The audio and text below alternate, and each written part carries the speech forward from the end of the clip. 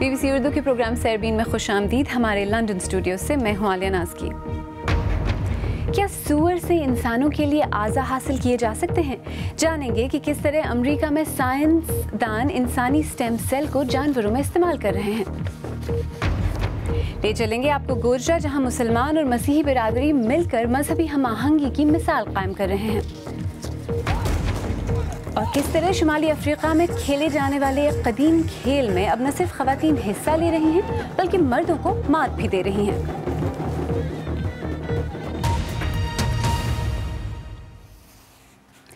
امریکہ میں سائنسدان سوروں میں انسانی اعضاء کی افزائش کی کوشش کر رہے ہیں. اس تحقیق میں سور کے ایمبریو میں انسانی سٹیم سیل کی پیوند کاری کی گئی تاکہ انسان اور سور کا مشترکہ ایمبریو بنایا جا سکے. یہ تجربہ دنیا میں ٹرانسپلانٹ کے لیے اعضاء کی قلت کو دور کرنے کے لیے ہونے والی تحقیق کا حصہ ہے. امید کی جا رہی ہے کہ ایمبریو میں سور کا لبلبہ بنانے والے اہم جین کو ختم کرنے سے انسانی خلیوں پر مشتمل لبلبہ بنانے میں کامیابی مل سکتی ہے. فرگس والش کی رپورٹ پیش کر رہے ہیں عادل شاہ سے. اس عمل میں انسان اور حیوان کے خلیوں کا ادغام ہو رہا ہے. انسانی سٹیم سیل کو سور کے 1 دن پرانے ایمبریو میں داخل ہوتے دیکھا جا سکتا ہے. کیلیفورنیا میں سائنسدان سور کے جسم میں انسانی لبلبہ پیدا کرنے کی کوشش کر رہے ہیں.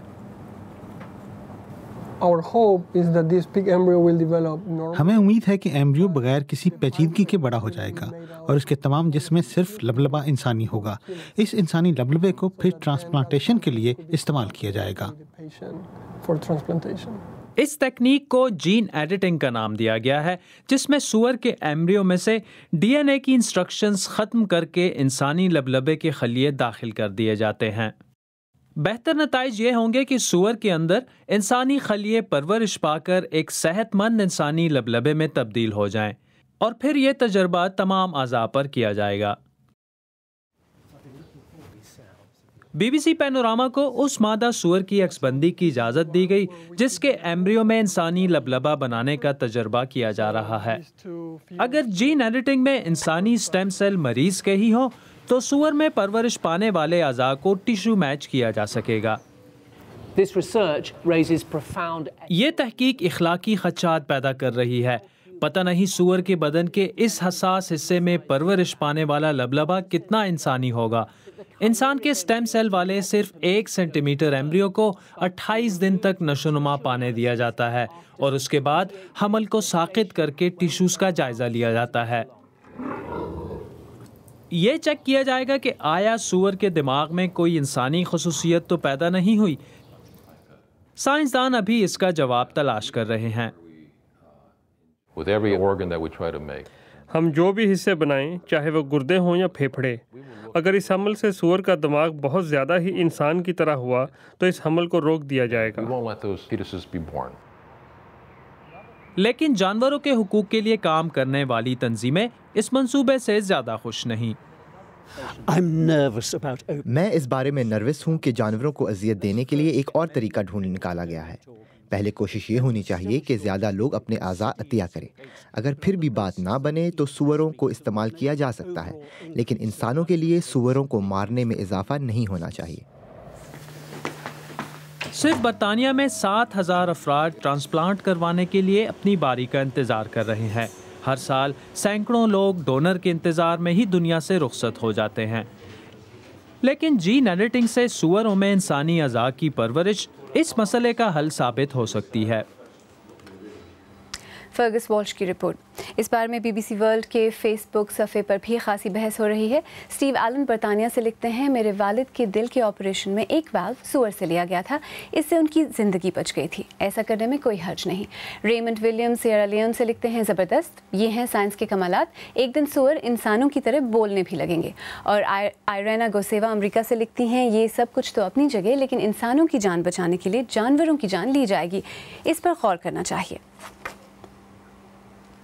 آئیے اب دیگر اہم موضوعات پر ایک نظر ڈالتے ہیں. یوکرین میں حکام کا کہنا ہے کہ گزشتہ ماہ پولینڈ سے متصل سرحد کے قریب سے گرفتار کیا گیا فرانسیسی شہری یورو 2016 فٹ بال ٹورنامنٹ کے دوران حملوں کی منصوبہ بندی کر رہا تھا.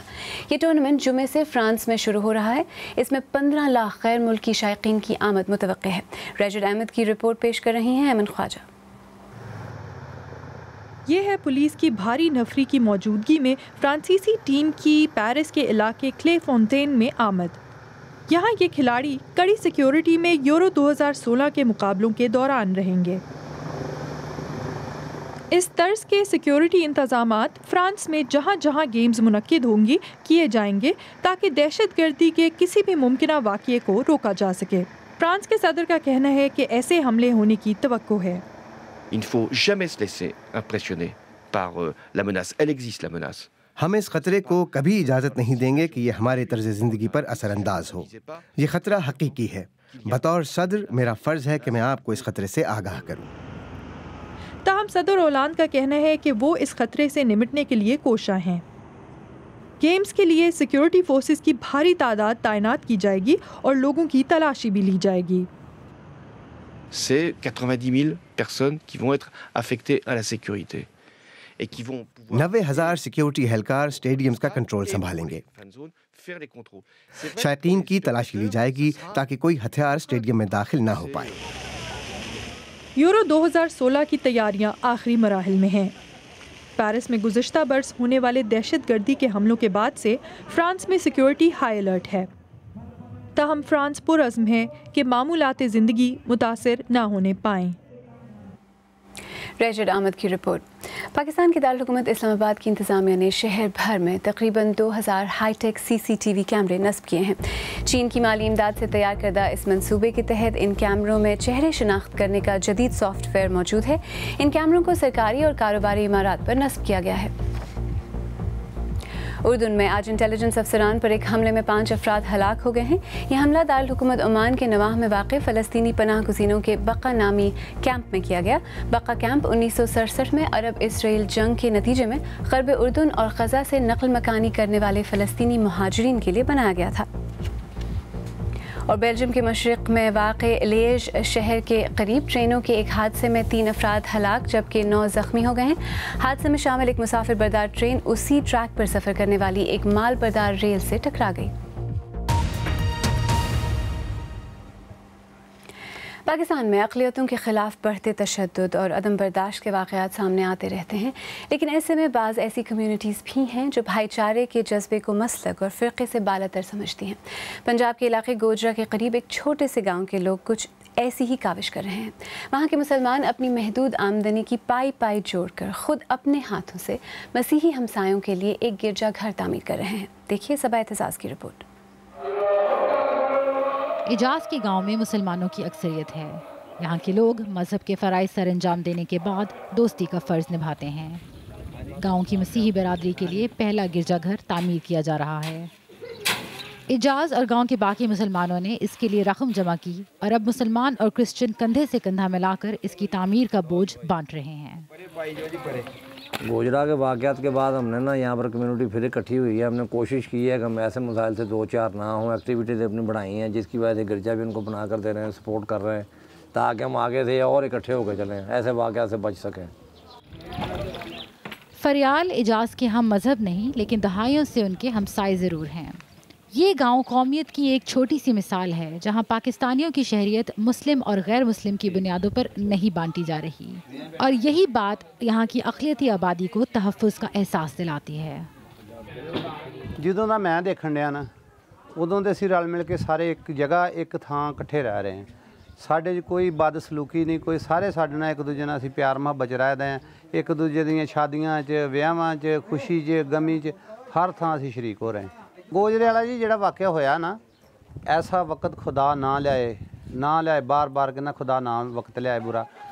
یہ گاؤں گوجرا کے قریب ہے جہاں 2009 میں مسیحی برادری کے خلاف مشتعل ہجوم کے حملوں کے نتیجے میں 10 افراد ہلاک ہو گئے اور ان کے گھروں اور گرجا گھروں کو تباہ کر دیا گیا۔ یہاں کے لوگوں کی یادیں ماضی کے خون خرابے سے چھلنی ہیں، لیکن وہ پرعزم ہیں کہ اجتماعی امتیازی سلوک پر انفرادی خلوص حاوی ہو سکتا ہے۔ اس گاؤں میں، چھوٹے سے گاؤں میں، مسلمان برادری کی طرف سے چرچ کے لیے کنٹریبیوشن دینا ایک بہت بڑی اہم بات ہے کہ لوگوں میں جذبہ ہے، لوگ اکٹھا رہنا چاہتے ہیں۔ اگر آگ لگانے والے ہیں تو بجھانے والے بھی ہیں۔ یہ لوگ مل کر صرف چرچ ہی تعمیر نہیں کر رہے بلکہ مذہبی ہم آہنگی کی بنیادیں بھی رکھ رہے ہیں۔ اس علاقے کا سنتے ہی خون خرابہ اور تشدد کے واضح کے واقعات ذہن میں آتے ہیں، لیکن اسی علاقے سے یہ چرچ رواداری کا ایک جزیرہ بن کر ابھر رہا ہے۔ سوال یہ اٹھتا ہے کہ اگر یہ سب یہاں ممکن ہے تو باقی ملک میں کیوں نہیں؟ Saba Aitzaz, BBC news, Gojra. BBC Urdu کے پروگرام سیربین میں آگے چل کر دیکھیے گا، شاہ ایران کا تختہ الٹنے والے آیت اللہ خمینی کے امریکہ کے ساتھ رابطوں کے بارے میں خفیہ دستاویزات، اور شمالی افریقہ میں کھیلے جانے والے ایک قدیم کھیل فنٹازیا میں اب خواتین مردوں کو چیلنج کر رہی ہیں۔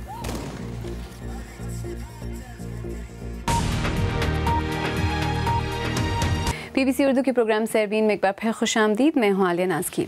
ایران میں اسلامی انقلاب کے رہبر آیت اللہ خمینی کا انتقال ہوئے 27 سال گزر گئے ہیں۔ انہوں نے 1979 میں ایران کا کنٹرول سنبھالا، لیکن سخت کی موقف اور امریکہ مخالف پالیسی کے حامی خمینی کے بارے میں حال ہی میں کچھ نئی باتیں سامنے آئی ہیں۔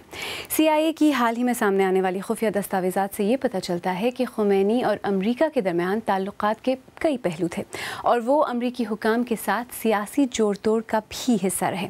BBC فارسی کے کمبیز فتحی کی خصوصی رپورٹ پیش کر رہے ہیں غضنفر حیدر۔ انہوں نے ایک بادشاہ کا تختہ الٹا، اسلامی ریاست کی بنیاد رکھی اور امریکی حکومت کے حکام کو 444 دن تک یرغمال بنائے رکھا۔ کئی سال بعد آج بھی آیت اللہ خمینی کو امریکی مخالفت کی علامت سمجھا جاتا ہے، لیکن خمینی کی میراث یہاں ختم نہیں ہوتی۔ در پردہ ان کا 2 امریکی صدور سے رابطہ رہا۔ BBC کو CIA کی طرف سے حال ہی میں عام کی گئی خفیہ دستاویزات ملی ہیں، جن سے یہ پتہ چلتا ہے کہ نازک سیاسی لمحات میں خمینی خفیہ طور پر امریکی حکومت سے رابطے میں رہے۔ یہ بات کبھی منظر عام پر نہیں آئی۔ اس سلسلے کی شروعات نومبر 1963 میں ہوئی، جب خمینی نے کینیڈی حکومت کی حمایت کرنے کے حوالے سے پیغام بھیجا۔ خمینی کا موقف تھا کہ وہ ایران میں امریکی مفادات کے خلاف نہیں تھے، بلکہ امریکی موجودگی روس اور برطانیہ کے اثر و رسوخ کے مقابلے کے لیے ضروری تھی۔ خمینی کو اس بات کا پوری طرح اندازہ تھا کہ شاہ کے لیے یہ لمحات نازک تھے اور انہوں نے اس کا پورا فائدہ اٹھایا۔ خمینی امریکیوں کو یہ پیغام دے رہے تھے کہ شاہ کا متبادل وہ ہے۔ فاسٹ فارورڈ کا بٹن دبائیں اور 15 سال آگے چلے جائیں۔ اس بار انہوں نے دوستی کا ہاتھ امریکی صدر جمی کارٹر کی طرف بڑھایا۔ یہ جنوری 1979 کی بات ہے۔ اس سال کی شروعات دونوں ملکوں کے لیے کئی لحاظ سے اہم تھی۔ خمینی کی حکومت کا کنٹرول سنبھالنے کے کچھ ہی ہفتے قبل دونوں فریقین خفیہ طور پر آپس میں بات چیت میں مصروف تھے۔ اس عمل کی منظوری خود صدر کارٹر نے دی تھی۔ دونوں ملکوں کے درمیان تعلقات اس کہانی کے بالکل برعکس تھے جو کہ اس وقت ہمیں سننے کو مل رہی تھی۔ ان خفیہ دستاویزات سے یہ بھی پتہ چلتا ہے کہ امریکہ ایران میں تبدیلی کے لیے تیار تھا۔ امریکی حکومت کا موقف تھا کہ وہ یہ نہیں کہہ رہے کہ آئین میں تبدیلی نہیں لائی جا سکتی۔ یہ امریکہ کی طرف سے بادشاہت کے ممکنہ خاتمے کی طرف اشارہ تھا۔ اپنی طرف سے خمینی نے امریکیوں کو تحریری طور پر یقین دہانی کروائی کہ اسلامی جمہوریت امریکی مفادات کے خلاف نہیں ہوگی۔ مزید یہ کہ اسلامی جمہوریت کے قائم ہونے کے بعد تیل کی فراہمی جاری رہے گی۔ انہوں نے یہ بھی کہا کہ وہ خطے میں انقلاب نہیں پھیلائیں گے۔ تاریخ خمینی کو ایک سخت موقف رکھنے والے لیڈر کے طور پر دیکھتی ہے، لیکن ان دستاویزات سے پتہ چلتا ہے کہ طاقت کے طویل حصول میں انہیں سیاسی جوڑ توڑ کرنا پڑی۔ شطرنج کے اس کھیل میں انہوں نے کئی امریکی نواز چالیں چلیں، لیکن بادشاہ کا تختہ الٹنے کے بعد انہوں نے امریکی مخالفت کے ایک ایسے سلسلے کی بنیاد رکھی جو کہ کئی عصروں تک قائم رہا۔ کمبیز فتحی کی رپورٹ۔ آئیے دیکھیں کہ ہماری ویب سائٹ bbcurdu.com پر آج قارئین نے کن خبروں میں زیادہ دلچسپی لی۔ عظیم باکسر محمد علی کی میت ان کے آبائی علاقے لوئیویل پہنچ گئی ہے۔ نماز جنازہ جمعے کو ہوگی۔ ایودھیا میں 3 اور مساجد ہیں جنہیں بابر کے زمانے کا ہی بتایا جاتا ہے، اور ترک صدر رجب طیب اردوان کہتے ہیں کہ ماں بننے کی خواہش سے عاری خواتین نامکمل ہیں۔ ان کا یہ بیان بھی آج زیادہ پڑھی جانے والی خبروں میں شامل ہے۔ فنٹازیا کو صدیوں سے مردوں کا کھیل سمجھا جاتا تھا، اب نہیں۔ شمالی افریقہ کی کچھ بربر قبائلی خواتین اب روایت شکن بن گئی ہیں۔ کھیل تو یہ خطرناک ہے کیونکہ گھڑ سوار سر پر دوڑتے گھوڑوں پر سے ایک ہی وقت میں اپنی بندوقیں لہرا کر داغتے ہیں، مگر بربر خواتین اب نہ صرف مردوں کا مقابلہ کر رہی ہیں بلکہ جیت بھی رہی ہیں۔ مراکش سے ساحر زند کی رپورٹ پیش کر رہی ہیں مہوش حسین۔ فنٹازیا مراکش میں ایک روایتی کھیل ہے۔ قومی مردوں کے لیے یہ مردانگی، شہ سواری اور جنگجویانہ صلاحیتوں کے اظہار کا ذریعہ رہا ہے، لیکن اب بربر عورتیں بھی اس قدیم کھیل میں اپنا لوہا منوا رہی ہیں۔ عمل خواتین کی ایک ٹیم کی لیڈر ہیں۔ یہ ٹیم اس کھیل کے علاقائی مقابلوں میں حصہ لینے والی عورتوں کی واحد ٹیم ہے۔ فنٹازیا میں حصہ لینے سے پہلے میں دیکھتی تھی کہ عورتیں صرف کھانا پکاتی ہیں اور گھر کی دیکھ بھال کرتی ہیں، لیکن اب خواتین گھڑ سواری کر رہی ہیں۔ لوگوں کو اب ان کی طاقت کا بھی اندازہ ہو رہا ہے۔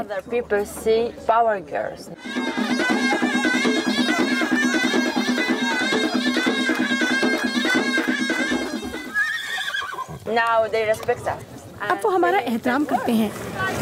پہلے وہ تنزن کہا کرتے تھے تم تو عورت ہو، تمہاری جگہ یہاں نہیں بلکہ گھر ہے اپنے بچوں کے پاس۔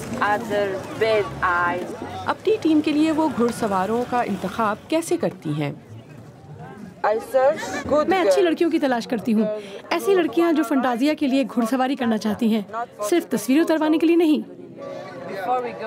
میدان میں اترنے سے پہلے ہم خدا سے رحمت مانگتے ہیں۔ فنٹازیا میں آپ کو کوئی نہیں پتا، شاید یہ آپ کا آخری دن ہو۔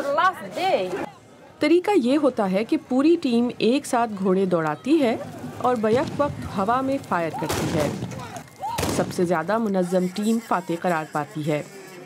خواتین فنٹازیا کے علاقائی مقابلوں میں تو شریک ہو سکتی ہیں، مگر فی الحال انہیں قومی سطح کے مقابلوں میں حصہ لینے کی اجازت نہیں ہے۔ سحر زند کی رپورٹ۔ اگر آپ یہ رپورٹ یا آج کا پروگرام دوبارہ دیکھنا چاہیں تو ہمارے یوٹیوب چینل پر آئیے، پتہ ہے youtube.com/BBC اردو۔ اگر آپ ہمارا پروگرام موبائل پر دیکھتے ہیں تو ہم نے آپ کے لیے خصوصی موبائل پلے لسٹ بھی تیار کی ہے جو ہمارے یوٹیوب پیج پر موجود ہے۔ اگر آپ چاہیں تو مجھ سے اور ہماری ٹیم کے دیگر ساتھیوں سے ٹویٹر پر بھی رابطہ کر سکتے ہیں۔ میرا ٹویٹر ہینڈل ہے @عالیہ اس کے ساتھ ہی سربین اختتام کو پہنچا۔ پروگرام میں پیش ہونے والے موضوعات پر اگر آپ اپنے خیالات کا اظہار کرنا چاہیں تو فیس بک پر ہمارا صفحہ حاضر ہے۔ آپ ہمارے ٹویٹر ہینڈل @BBC اردو کے ذریعے بھی ہم سے رابطہ کر سکتے ہیں۔ کل پھر حاضر ہوں گے، تب تک تازہ ترین خبروں کے لیے ہماری ویب سائٹ bbcurdu.com دیکھتے رہیے۔ عالیہ ناز کی کو اب اجازت دیجیے۔